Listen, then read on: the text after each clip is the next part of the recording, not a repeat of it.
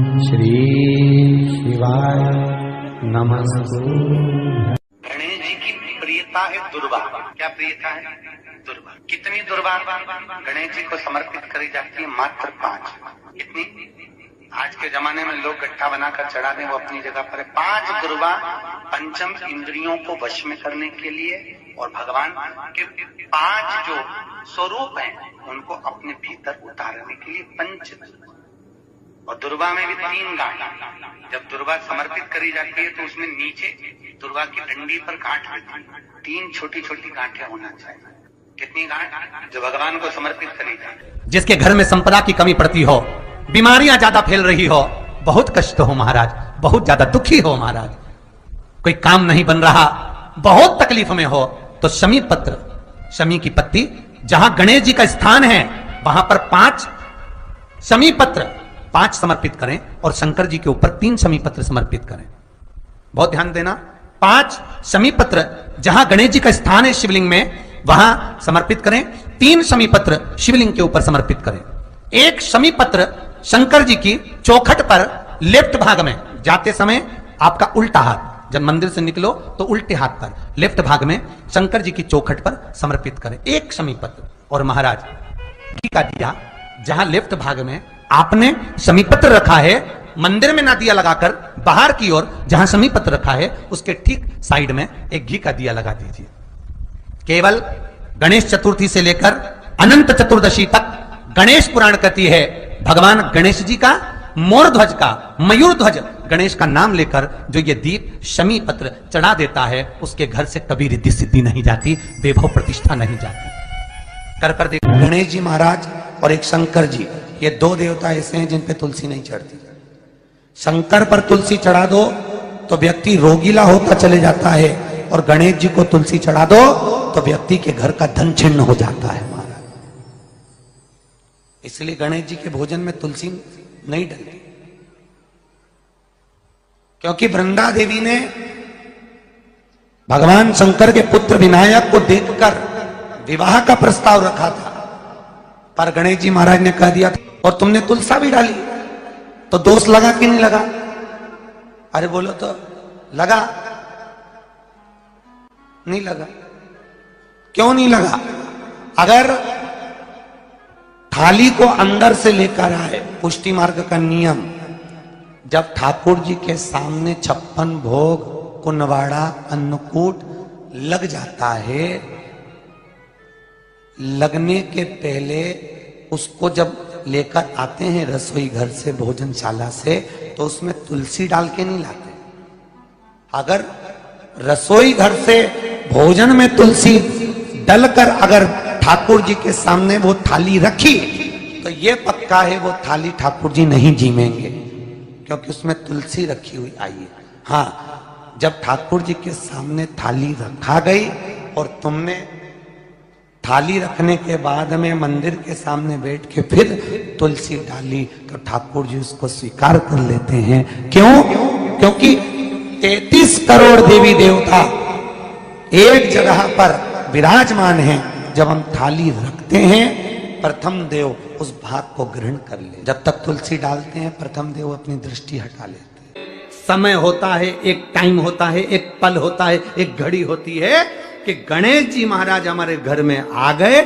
गणेश जी की सबसे पहली जो आरती हो, उस आरती के समय पर अगर धूप बत्ती जलाई जाए या गोबरी को जलाकर उसमें गूगल छोड़ी जाए और गूगल छोड़ने के बाद गणेश जी का नाम ध्रुम वर्ण कह दिया जाए तो गणेश जी को तुम्हारे घर की पूजा स्वीकार करना पड़ती है। बस वो समय हम जानते, हम तो बस उतना जानते हैं कि शिव महापुराण में लिखा और मुद्गल पुराण में लिखा, गणेश पुराण में लिखा, गणेश जी का एक नाम होता है ध्रुम वर्ण। क्या नाम है?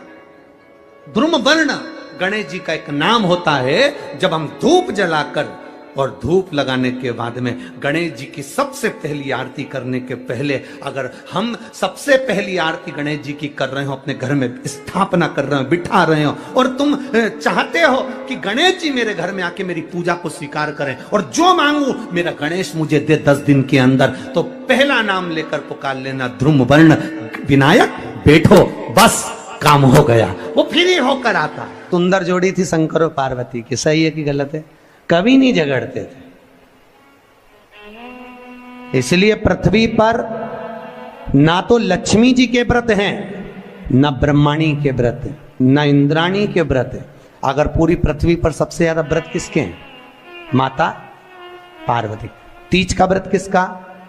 पार्वती का। चतुर्थी का व्रत किसका? पार्वती का। चौथ का व्रत किसका?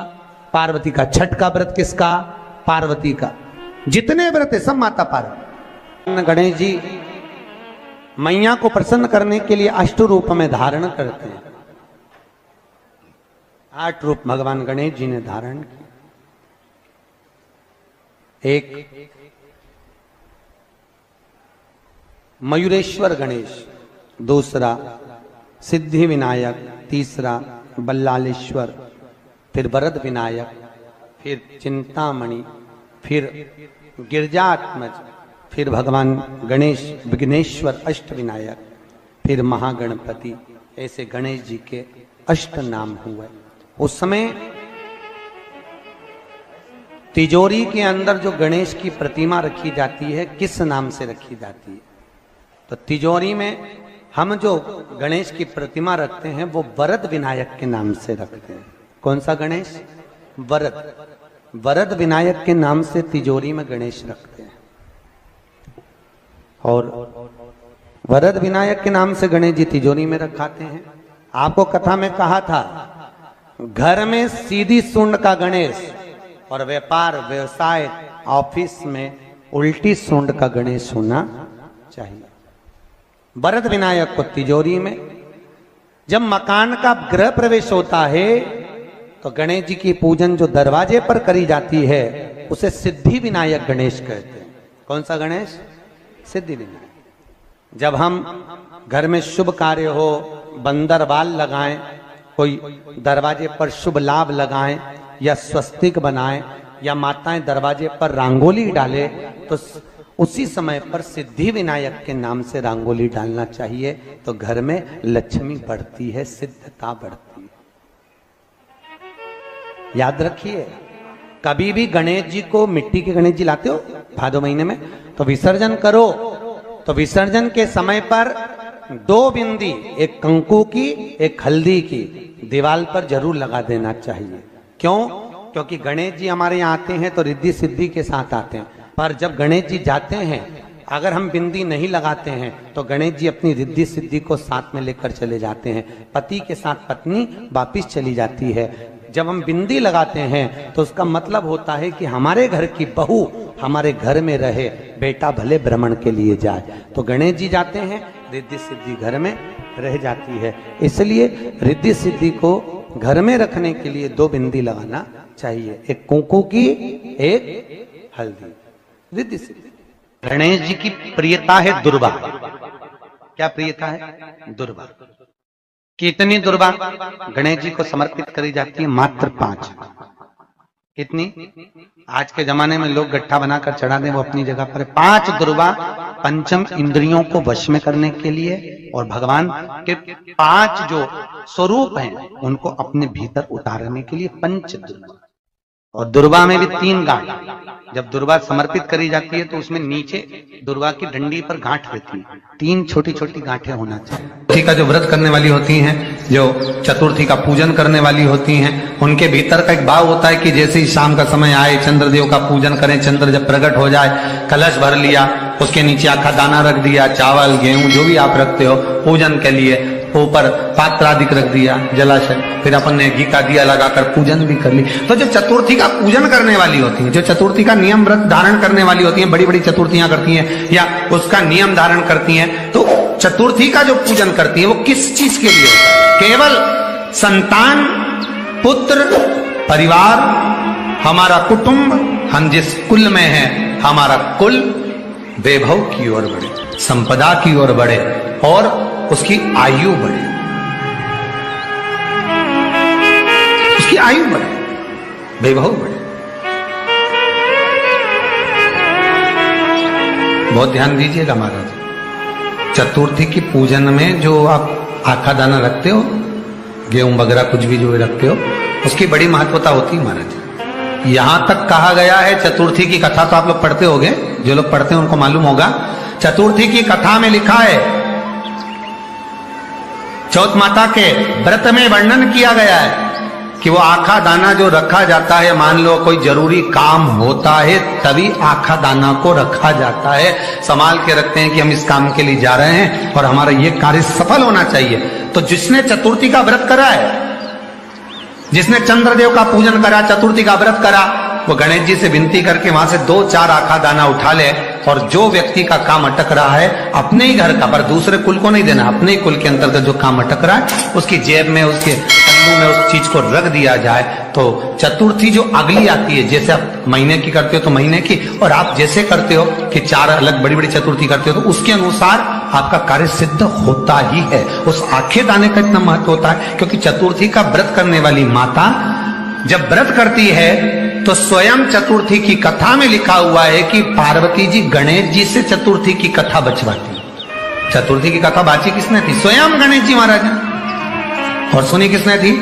माता पार्वती। बाचने वाले गणेश जी थे, सुनने वाली माता पार्वती थी। तो चतुर्थी की कथा जब होती है तो उसको स्वयं गणेश जी बाच रहे हैं। तो व्रत कौन सुन रही है? माता पार्वती। और आपने जो आखा दाना लिया वो गणेश जी के भाव से लिया, गणेश जी से निवेदन करके, विनय करके, प्रार्थना कर उसको प्राप्त किया। जितने आस्था चैनल पर कथा सुन रहे हो, जितने फेसबुक और यूट्यूब पर सुन रहे हो, और जितने इस छत्तीसगढ़ की पावन धरा पर बैठकर सुन रहे हो, बहुत सावधानी से सुनना। एक छोटा सा कपूर का टुकड़ा जब आरती में जलाया जाता है तो ये कपूर क्यों जलाते हैं? इस कपूर का महत्व क्या है? इस कपूर का कारण क्या है? ये कपूर है कौन जिसको हम आरती में जलाते हैं? क्या जरूरत है इस कपूर को आरती में जलाने की? क्या जरूरत है इसको यज्ञशाला में जलाने की? क्या जरूरत है इस कपूर को पूजन में जलाने की?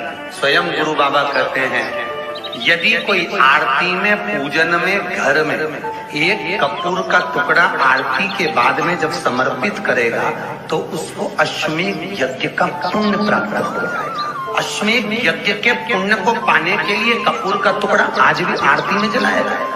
एक कपूर का टुकड़ा सुख का, इसीलिए हमारे यहाँ शास्त्र कहता है महाराज, जब आपको घर में अगर ऐसा लगने लगे कि 15 दिन से बहुत बेचैनी है, बहुत दुख तकलीफ लग रही है, कोई ना कोई बीमार पड़ रहा है, कुछ ना कुछ तकलीफें लग रही है, तो एक पीपल का पत्ता ले लो, उसके ऊपर एक कपूर का टुकड़ा ले लो, सारे घर में घुमाकर उसको दरवाजे के बीच मध्य में जलाकर रख दीजिए। थोड़ी सी जगह 20 से 25 मिनट के अंदर मकान में एनर्जी वापिस आ जाएगी, उस भवन में एनर्जी वापिस प्राप्त हो जाएगी। 20 से 25 मिनट के अंदर एनर्जी वापस। लग रहा है कि यहाँ नेगेटिव है तो उसको पॉजिटिव बनाया जा सकता है। रात को 12 बजे शंकर जी के मंदिर में शिवलिंग पर चढ़ी हुई बेलपत्री को उठाकर शंकर मंदिर का शिखर देखकर चबा चबा कर खा लीजिए। आपके पांव के घुटने बदलने की जरूरत नहीं पड़ेगी, ऑपरेशन की जरूरत नहीं। पेट अलमस्तता। इस संवाद के अंतर्गत ये जो संवाद आया है, श्री गणेश जी महाराज ने श्री शैलम पर, कार्तिकेय महाराज की पावन धरा पर, मल्लिकार्जुन की पावन धरा पर, श्री शैलम में 3 प्रश्न श्री गणेश जी महाराज ने करे, और वो गणेश जी के 3 प्रश्न आपको भी ज्ञात होना चाहिए। पहला प्रश्न गणेश जी महाराज ने अपनी माता से कहा, माँ, मृत्यु लोक के अंतर्गत इस भूमि पर जन्म लेने के बाद में अगर व्यक्ति को वृद्ध अवस्था का सामना ना करना पड़े तो उसके लिए क्या करना चाहिए? सुन लेना जवान भाई, जितने भी बेटा बेटी बैठे हैं और जितने आस्था चैनल पर, फेसबुक, यूट्यूब पर सुन रहे हैं, बड़े ध्यान से सुन लेना कि मान लो कि हमें वृद्ध अवस्था देखना ही ना पड़े, उसके लिए क्या करना पड़े?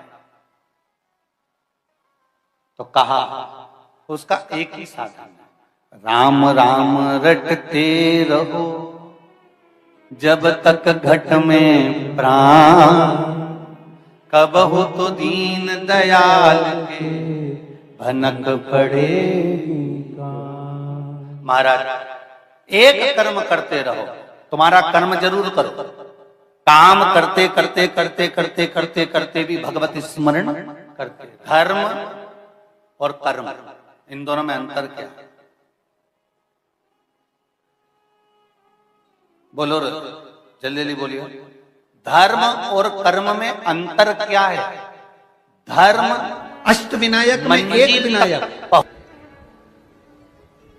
सबसे प्रबल विनायक, अष्टविनायक में सबसे प्रबल।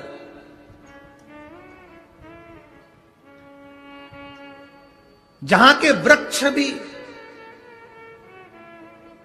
मोर का रूप लेकर आवाज लगा